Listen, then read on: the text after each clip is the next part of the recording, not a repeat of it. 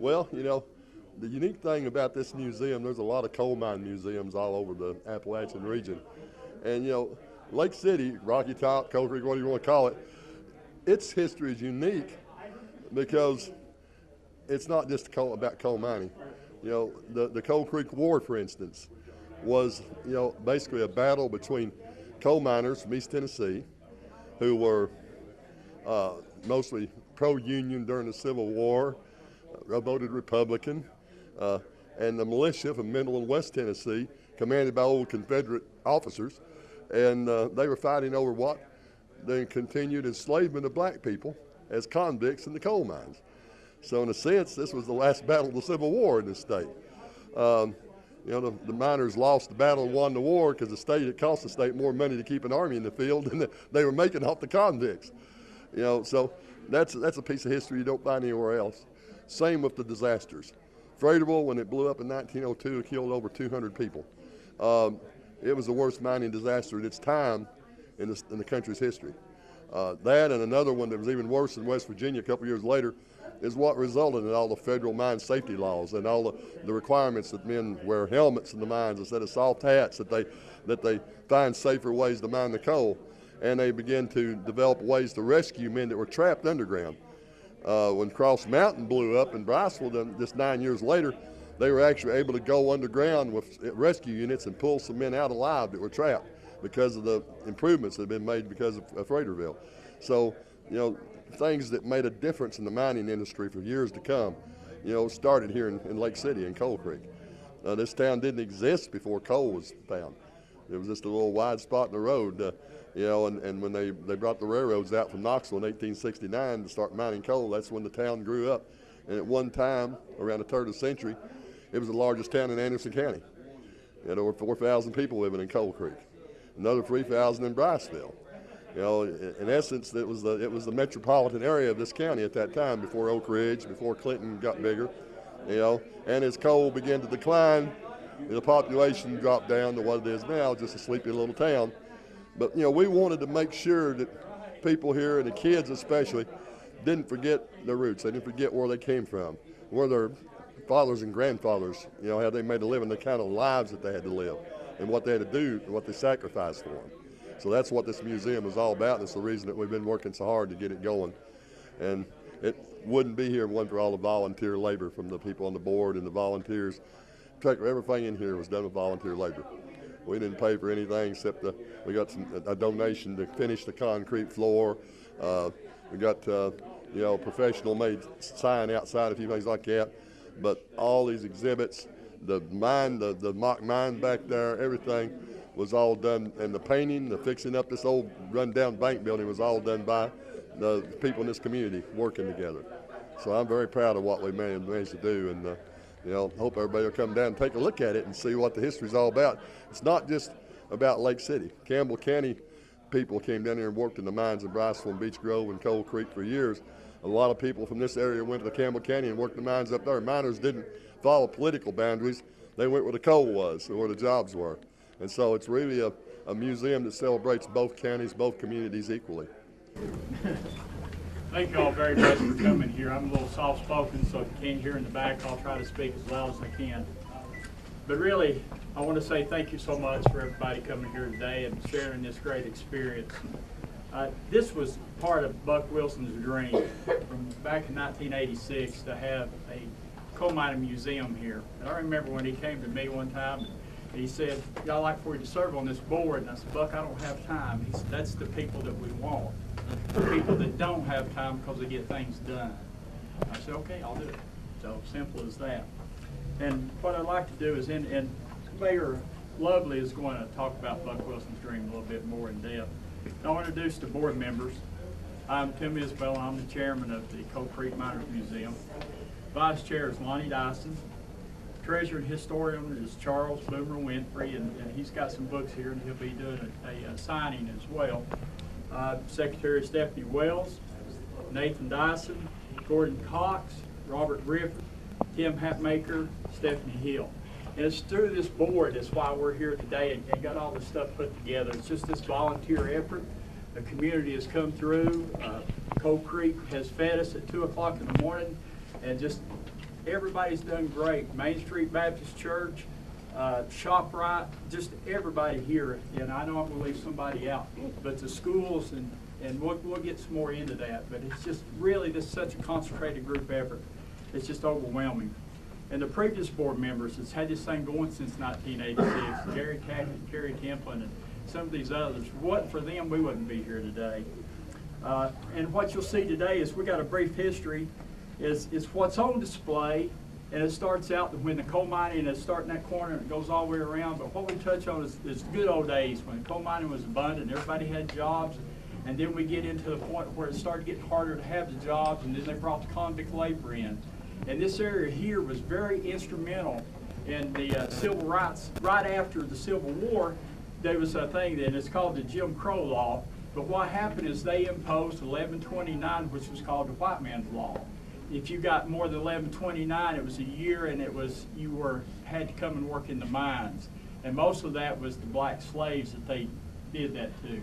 So this area played a very important part, because what they would do is they would actually break them loose and free them, and just fought against that for years and years. Took it as a 15-year struggle. And you'll see where they were displaced, and you'll read about where the miners struck back, and then the rebellion, and what we had up here was the Militia Hill, where they would actually, there's a cannon up there now that Barry Thacker and Carol Moore was so good, Coal Creek Watershed Foundation, and it's just overwhelming what they've done for this museum and for this community. But what they would do is they'd shoot powder kegs down, or just baking powder and mud balls on the town to say, if you try to come up here and stop this, what will happen? Guess what? The determination of those people, they go up, they get on top of them. You know, they thought they were on a high hill, so the local people was just a little bit more intelligent, so they get up on a higher hill and shoot down on them. And then they would take and march them back to Knoxville. So, but it's the dedication of these people to take care of their families is what you'll read about. And then you'll see that the mining disasters, we've had two of the worst ones ever in American history that you read about. And all the names that's in here. And this mine shaft, it's kind of like a tomb, and it's Jacob Vow, and there's a lot of descendants here from the Vow family. And I've met a couple of them, didn't even know that they were kin if they'd come to do like the landscaping and this other stuff, and got to ask them, you know, who's their descendant? Come to find out they're working side by side, and they're actually cousins because they're all descendants up here. But when you go back there and you go into what I call the tomb as well, and you read the stories of Jacob Vow, where he's trapped and they're running out of air. He has his 9-year-old son that perishes with him. Those are the stories of this town. But as you go through, then you'll see some of the artifacts. There's a lot of artifacts that's not been put out yet, simply because of the room that we thought we'd need today. So please come back, because we are a museum in progress. And this is the first phase. And you'll see right here, these are the plans that we're working on with grants and donations. We hope to open the second floor. Or we will open the second floor as soon as we get the elevator and things of that sort. And then we'll have some interactive stuff where you can actually go into a mine shaft and see what it feels like to crawl through an 18-inch seam of coal or something like that. And I want to thank all the board members that's been here late at night, everybody working together, and the community effort. It's just overwhelming. And Anderson County Commission, they actually believed in this. We went probably 2 years ago and went before them and gave us the money to actually purchase this building. And we've taken it from there. And then again, this is all the spirit and the community believing in this community. Again, I want to say thank you. And the city of Rocky Top and the staff and everything it's being staffed over in the Coal Miners Museum used to be in a recreation center. So, we had a lot of people come off the highway looking for the Coal Miners Museum. And again, the Coal Creek Watershed Foundation has tirelessly been promoting this history for over 15 years. And we've got Coal Creek scholars here that's chipped in and done a lot of the stuff. And some of the Coal Creek scholars that's worked on the back area, and it's just overwhelming. I want to thank Gordon Cox for the wonderful sign that we've got outside. at Coal Creek Iron Works, and Roger Hooks for actually putting the sign up. Tim Hatmaker, Dave Griffith, Rick Hickey, and Andy Harness for work on the mine shaft in there. Chris Alexander for the landscaping, and Sean Foster with Anderson County football team, and Coach Gary Terry and all their support that they gave us with that. We also got we got a grant from Walmart of $1,000. Tony and Patsy Thomas has always been big supporters, playing music for us at Savannah Eagleton. Medford Volunteer Fire Department, Brownsville Volunteer Fire Department's always helped out on fundraisers. Paul White, the city of Rocky Top, that helped us with inmate labor, and Paul actually supplied all the wood, you know, he cut it, his sawmill.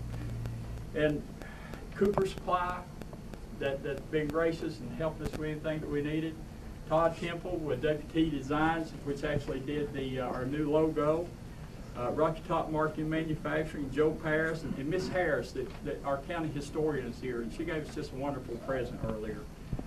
Coal Creek Barbecue that fed us, East Tennessee Development with Terry Probowski to help get this thing started. Dave Jones is here with Tennessee Department of Tourism Development, and he understands how important this is. Right now, I'd like to introduce the City of Rocky Top Mayor Mike Lovely. Thank you, Tim. Good afternoon, everybody, and welcome to the grand opening of the Coal Creek Miners Museum. Before we go any further, I would like to recognize the contribution of the late Mayor Buck Wilson, who had a vision and a dream of the museum some 20 years ago. There was a lot of study back in their days in the county, and he raised $150,000 for the study of that. And as he got further, unfortunately, the price tag was a little steep.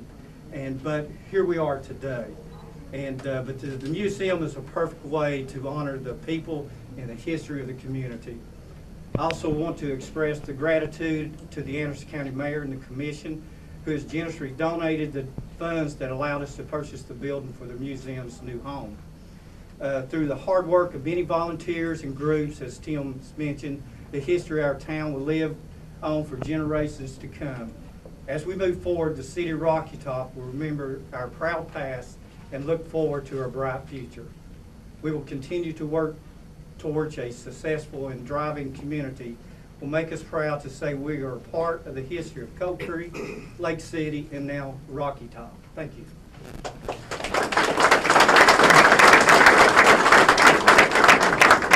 Next member, County Mayor Terry Frank. Thank you, Commissioner Isbell.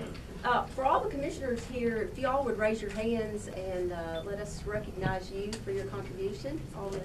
Thank you, and I know Commissioner Isbell and Mayor Lovely thanked everyone, but if you had a role in this, if you participated, if you gave money at the fundraisers, if you were down here working, would you raise your hand?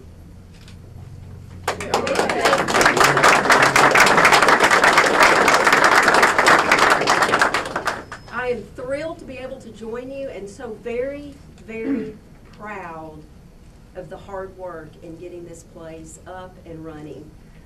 Many years ago, I visited Tiny over at the community center when the museum was a couple of folding tables, wasn't it, Commissioner? Sure was. And this is so inspiring. You all have worked so very hard. Coal is not only important to me because of its significance to our county and our community, or its importance to the growth of our region and the advancement and comfort it has given us as a people, but coal does touch me personally, as it does some of those I've talked with today.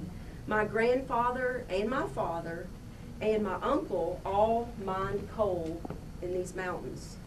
Like many people in this area, coal actually put food on the table, and it warmed many of our homes, and it warmed our schools too here in Anderson County. This important museum will not only highlight the history of coal and its impact on the human story of our community and our region, but it will help highlight the many ways that coal is positively contributing to our future here. Some of Anderson County's most frequented tourism sites are linked to coal, specifically the numerous trails on reclaimed surface mines that attract families from all over this nation. On behalf of Anderson County, please let me close by saying how excited and proud we are of all you are accomplishing here. I wish you nothing but absolute success as you bring together history and tourism to revitalize downtown Rocky Top and grow prosperity for the people of this region. God bless you and thank you for all you've done.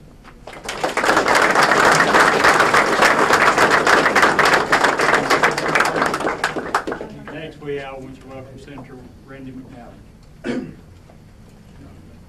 Thank you, Tim. It's a real pleasure for me to be here and an honor to get to participate in the official grand opening of this new museum facility with all the new exhibits and everything that we have here.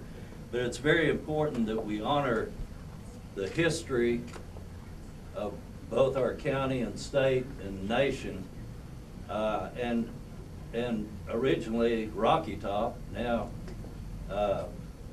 has had a great history and played a great part in Tennessee's history. And it's just an honor to be here with you and thank each of you that have contributed and helped build this. I think it's a sign that Rocky Top is really on the move, and there are a lot better things to look forward to and a lot brighter future because of the efforts of this community in coming together. But thanks again, and I appreciate what you all have done. Thank you.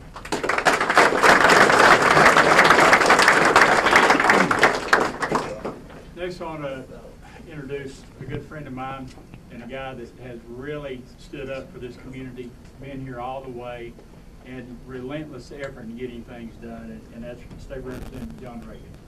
Thank you, sir.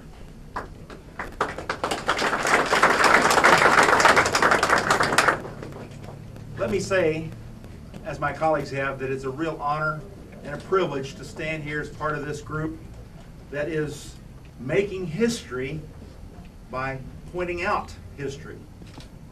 We have some noted historians in the crowd, but one of the things that one of them said to me not too long ago is you can't tell where you're going unless you know where you are. And you can't tell where you are unless you know where you've been. And this museum is about where this community has been. And it's important for all of us to take the time to find out where we came from, where our roots grew, and what nurtured them and us. This museum does that. I want to say thank you to everyone who had a part in getting this thing off the ground and going. You have earned some genuine plaudits for that, and I hope that every time somebody sees a person who helped do this, they say thank you. Let me say thank you. And again, thank you to everyone who's here today. Please enjoy this fine facility and congratulate those who've had a hand in getting it going. And if I can be of service to you in Nashville, Tennessee, I'll be glad to do it. You all represent to me what I went down there to do. I represent you. So I'm glad to help any way I can. And I'll close with one comment. You've heard me say it many times. Come to me for help. I can't promise results, but I will promise effort. So congratulations to everyone. Thank you.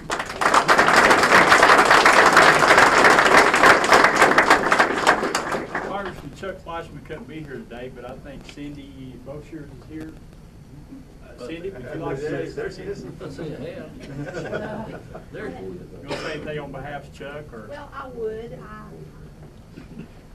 I'll just say thank you. This is a beautiful facility, and we're really honored for it to be in our community in Anderson County. And Congressman always sends his regards, and just like everyone else, if we can ever do anything in our office to help you, please contact us. I'm in the Oak Ridge office in the federal building. So congratulations on a job well done. Thank you.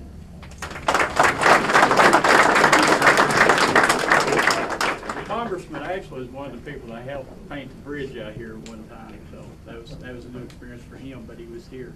But then again, you know, it's talk about that concentrated group effort.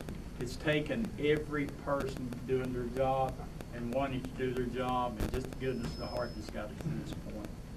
And there's a couple other people here, elected officials, that I haven't been able to recognize.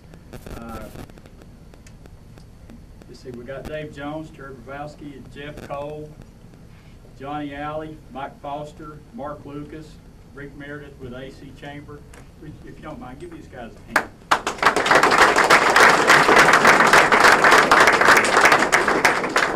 We've also got Jim Woodward here with the Anderson County School System, which he's also, he lives here and he's always willing to help and always been there.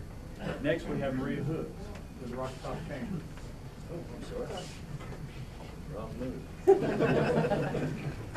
Again, on behalf of the Rocky Top Chamber, we want to thank everyone for coming out today. If Tim Isbell didn't mention your name, raise your hand. Thank you for coming out today too, right? Air Chamber Board, Tim Isbell and Stephanie Wells are on Air Chamber Board, and I want to thank them. They have done a great job. I drive by the evening, Tim's digging flowers or hanging off the side painting something, and if Stephanie and I meet, she's like, I've got to go, I've got a Coal Miners Museum thing. So they have really put forth extra effort to make this happen, along with their board, and I appreciate everything that they have done. Sometimes I'll get a text from Tim and I'm like, oh, what's he got up his sleeve now?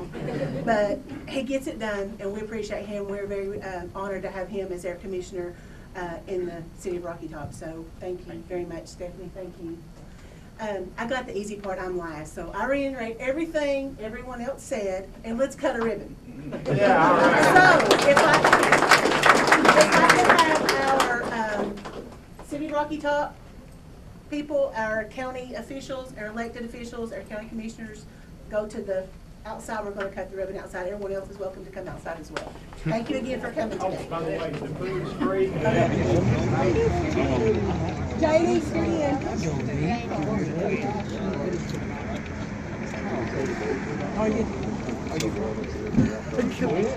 I'm waving at the girl. Okay, ready? One, on the count of three. Look at the camera. 3. All right.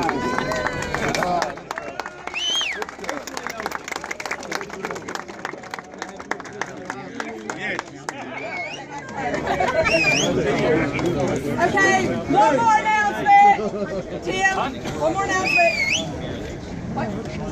Lonnie. Everybody, have your attention just a second.